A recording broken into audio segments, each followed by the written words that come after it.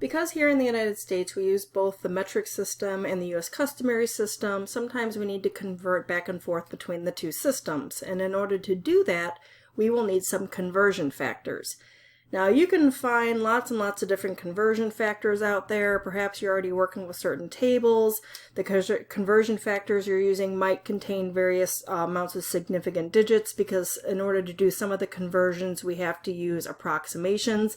But other conversions, there are actually exact relationships between them. So when you're doing the conversion, you want to maintain as much accuracy as possible. If you are working with a specific provided conversion factor, do not round or remove any of the decimal places until your final answer. And depending on the conversion factors you have, you may actually need to set up a series of conversions in order to get to the units for your final answer. So I'm just going to be working with some very basic conversion factors just to kind of show you how simple the process, well, simple meaning how little starting information we need in order to be able to do conversions. Now, of course, if you have a conversion factor that takes you directly from one unit to the other unit, you can use that. But I'm going to be showing you a couple of them where we're actually going to set up a series of conversions in order to get from a given unit to a specified unit. The conversion factors I'm going to be using is 1 inch is equal to 2.54 centimeters. That's an exact conversion. And then 1 kilogram is equal to 2.2046 pounds. That's an approximate conversion to 5 significant digits. 1 liter is equal to 1.0567 quarts. That is also an approximate conversion to 5 significant digits. And then 1 yard is equal to 0.9144 meters. That is an exact conversion. All right, so you can see that I have a conversion that will help me convert out if I need to convert out length. I have a conversion factor if I need to convert out mass or weight. I have a conversion factor if I want to convert out volume in liquid measures. And I actually have another one for the length, the 1 yard being the 0.9144 meters, because that's an exact conversion. And whenever you can work with exact conversions, those are always kind of cool relationships to explore. All right, so when we work with these, we're going to be rounding our answers to 3 significant digits unless we're told otherwise. So first, we're going to change 17 inches to centimeters. When we're doing the conversions, whatever the given information is, we're going to put in the numerator of a fraction, and we're just going to put 1 in the denominator just to kind of have that as being a placeholder. So I'm in inches right now, and I want to get to centimeters. So given the information that I have up here, I want to explore how I can go from the US customary length to my metric length. And we're going to be using this relationship that 1 inch is equivalent to 2.54 centimeters. When I go to set up my conversion factor, I want to cancel inches, so I want to put that on the diagonal of where it is. And then I want to use this relationship that 1 inch is equivalent to 2.54 centimeters. So I'm going to put 1 next to my inch label, and then I'm going to have 2.54 centimeters in the numerator to finish that fraction. My inches unit being on the diagonal will cancel. The only units left are my centimeters, which is what I want. So then looking at the fractions will tell us what we have to multiply and what we have to divide. So we're going to multiply 17 times 2.54, and then the denominators I just have a bunch of 1s, so there's really nothing down there. So 17 times 2.54 gives us 43.18, and my units then are centimeters. Now taking this to 3 significant digits, so 1, 2, 3 from the left, those would be my significant digits. We want to find out if we want to round this number up. Since the 8 does satisfy being 5 or larger, we will round up the number in this third spot. So to 3 significant digits, my final answer is 43.2, and then my units are centimeters. All right, let's try another one. Let's change 1,950 grams to pounds. My given information, the 1,950 grams, I'm going to put in a fraction over the number 1. And then the units I want to cancel, which are grams, are going to go on the diagonal of where they are. Now I'm going to look for a relationship between grams, which is what I'm in, to pounds, which is what I want to go to. Now you might have a different conversion factor that you want to use, but if I just want to use these pieces of information that I had started with, this is the one that's standing out for me in terms of converting mass, is 1 kilogram is equal to 2.2046 pounds. But in order to use that, I have to have kilograms when I'm in the metric system, and that'll take me to pounds in the US customary system. On this particular problem, I'm not given kilograms, I'm given grams. So let's convert the grams to kilograms. So there are 1,000, or 10 to the third power, grams in 1 kilogram. My grams unit would cancel because they're on the diagonal, and now the units I'm working with are in kilograms. Now I can use my conversion factor, that 1 kilogram is equivalent to 2.2046 pounds. The kilogram information on the diagonals would cancel, and now the units I would be left with are in pounds, which is what I want. Alright, so then looking at the fractions then, this tells me what I need to multiply and what I need to divide. So across the numerators, I would have 1950 times 1 times 2.2046. If you just wanted to do that multiplication across the top, we get 4,298.97. And then the denominators, the only thing I would have is that 10 cubed, or if you want, you could have written that as 1,000.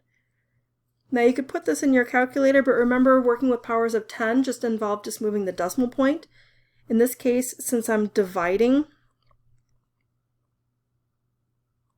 by 10 to the third power, we want to move the decimal left 3 spots. Okay, so if I take this decimal and move it left 3 spots, I would end up at 4.29897. Taking that to 3 significant digits, 1, 2, 3. So I would end up with the 4, the 2, and the 9 being significant, but we want to check our rounding. Since the next number is 8, and that is 5 or larger, that's going to move the 9 up. Once the 9 gets moved up, it's going to have a domino effect, and it's going to move the 2 up.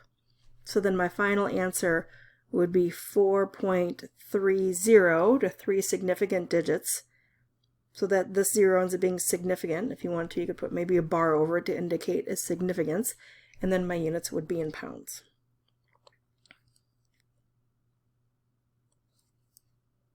So in this problem, I didn't have a conversion factor that took me directly from grams to pounds. I had a conversion factor that related pounds to kilograms.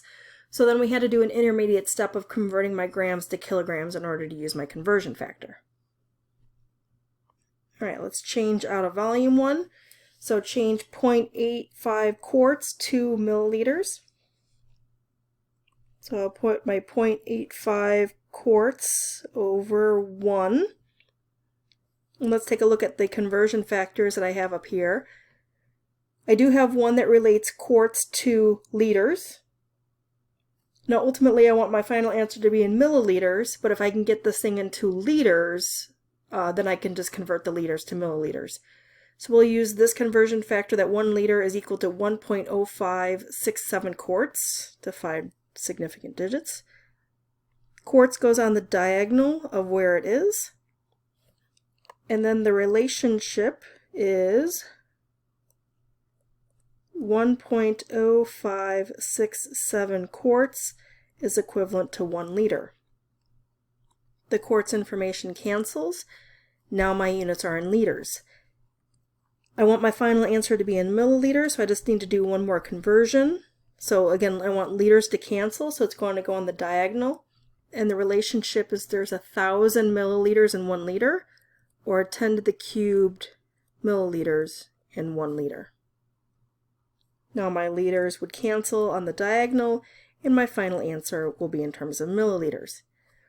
Looking at what I have for my numbers across the numerator, I would have 0.85 times 10 to the third power. This 10 to the third power just means I'm going to move that decimal point over 3 spots. So that would be 850 upstairs. Downstairs I have 1.0567. My units are in milliliters. That's what I had left over after I was done canceling. So we'll just put this problem in our calculator. 850 divided by 1.0567. I got 804.39, and then there were some more numbers after that. I just want this to 3 significant digits. So 1, 2, 3 from the left over my significant digits. I'm going to keep the 8, the 0, the 4. Since that's not 5 or bigger, it's a 3. I'm not going to round the 4 up, so then my final answer to 3 significant digits is 804 milliliters. All right, one last one. Let's take a look at changing 68 grams to ounces. So again, the 68 grams, my given information, I'll put over a 1. And then looking up out here, what do I know about how these relate? Well, I know the relationship of kilograms to pounds. Okay, well, I'm in grams and ounces, but I can get from grams to kilograms, and I can get from pounds to ounces. So this will ultimately be the conversion factor we want to use, but in order to be able to start with it, I need to get my grams to kilograms. So that's where we're going to start. So the relationship between grams and kilograms is there's 10 cubed, or 1,000 grams, in 1 kilogram. Now my grams units are going to cancel along the diagonal, and now my units are in kilograms. Now I can use my conversion factor that 1 kilogram, make sure to put kilograms on the diagonal of where it was, is equivalent to 2.2046 pounds. So my kilograms cancel, and now my units are in terms of pounds. We want our final answer to be in terms of ounces, so I need to convert pounds to ounces. I'll put pounds on the diagonal of where it is, and then the relationship is 1 pound is equivalent to 16 ounces.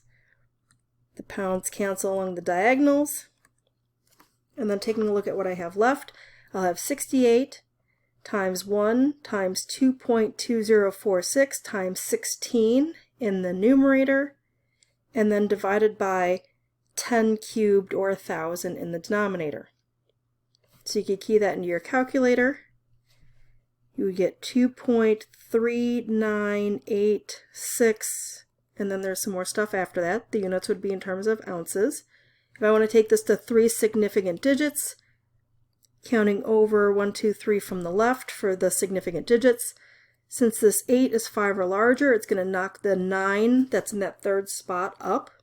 If the 9 goes up, it's going to bounce the 3 up to 4, so then the answer to 3 significant digits would be 2.40, and then my units are ounces.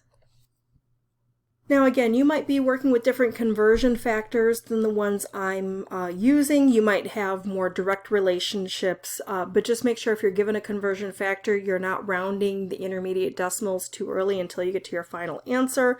And if you need to, you might have to put in some other conversions along the way in order to use a particular conversion factor.